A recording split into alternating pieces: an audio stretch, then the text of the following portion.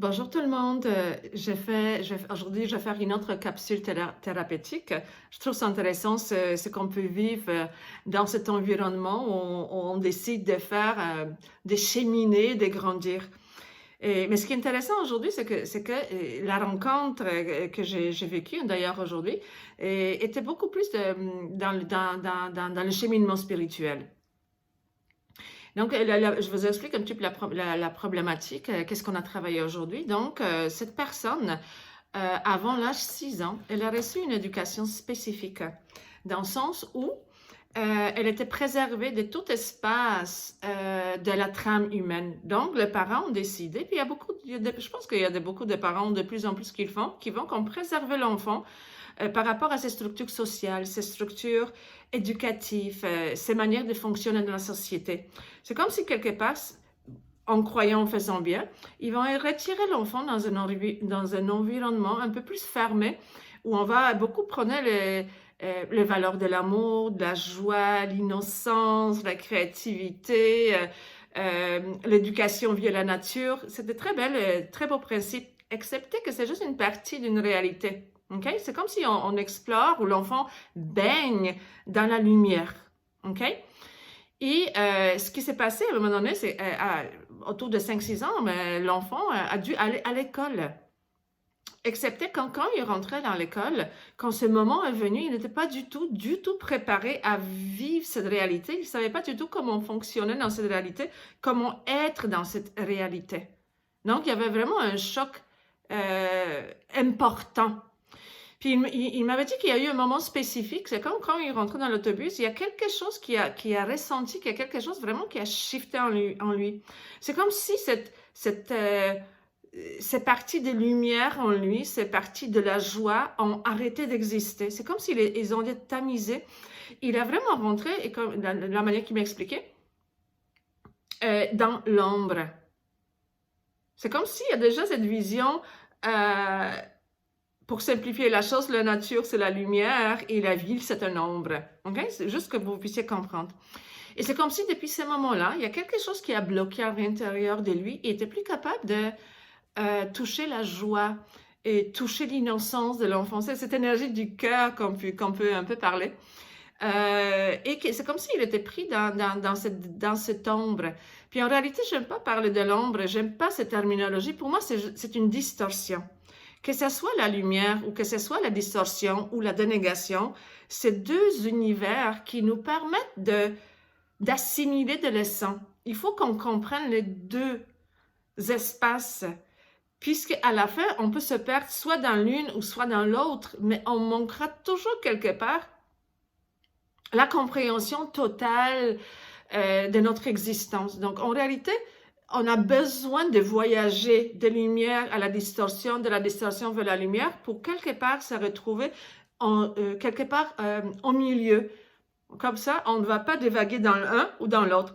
D'ailleurs, je me suis fait un petit graphique pour vous expliquer cette leçon spirituelle aujourd'hui, pour que vous puissiez retrouver plus d'équilibre et surtout comprendre qu'est-ce qui se passe. Donc, si vous regardez mon petit graphique, vous avez un triangle avec un chemin au milieu, vous avez un moins, un plus.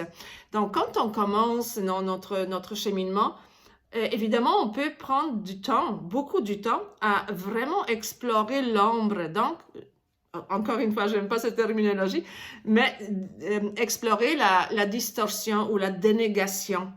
Parfois, ça peut prendre beaucoup d'années, ça peut prendre des années, ça peut prendre des vies d'une incarnation. Non, on peut vraiment explorer beaucoup ces côtés.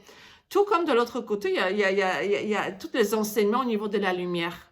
Donc, on peut beaucoup explorer aussi cet espace-temps. Mais si je suis juste dans un ou je suis juste dans l'autre, je ne peux pas être centrée, avoir cette conscience de deux réalités en même temps. Parce que de toute façon, elles viennent de la même source. C'est pas comme si la lumière était juste la lumière. La lumière est composée de la distorsion et de la lumière. Il faut acquérir cette sagesse.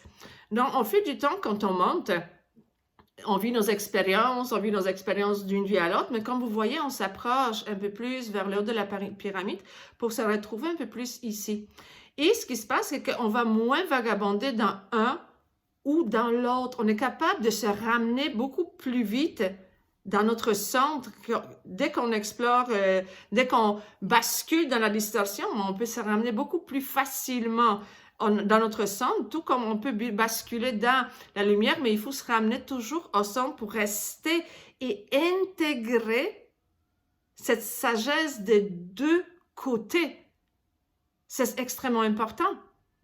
Donc, c'est qu'on a vraiment travaillé aujourd'hui avec la personne. On essayait vraiment d'intégrer les deux consciences, cette joie de l'enfant afin qu'il puisse retrouver cette partie en lui, mais en même temps intégrer toute la sagesse à l'intérieur de la distorsion.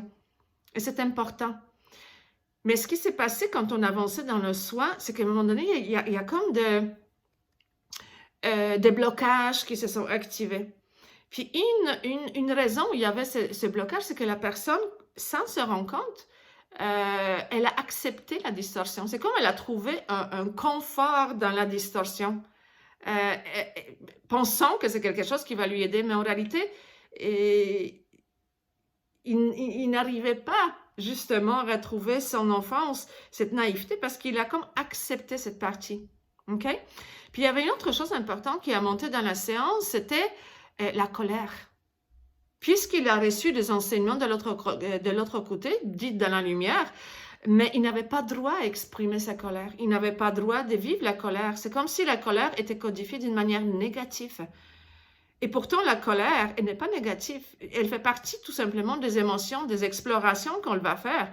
Et si on regarde la colère dans une énergie, dans sa nécessité, j'ai besoin de la colère pour renforcer ma confiance ou mettre mes limites ou dans l'assertivité, dans la colère bien utilisée, elle est importante. Évidemment, la colère mal utilisée peut être destructive. Mais la colère en soi, c'est juste une colère. C'est juste une expression émotionnelle de, comment dire, de libre arbitre.